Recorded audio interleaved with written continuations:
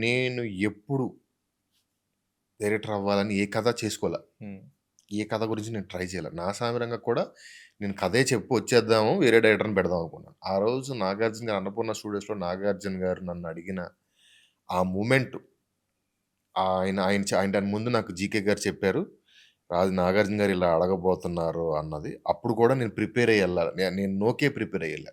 Oh! But 'Annapurna studios' నుంచి లోపలికెళ్తున్నప్పుడు ఆహ్, నాగేశ్వరరావు గారి తాలూకా గ్లాస్ హౌసు అది వెళ్ళి అక్కడ నుంచొని నా మైండ్‌లో ఆ రోజు రన్ అవుతుంది ఒక విషయం.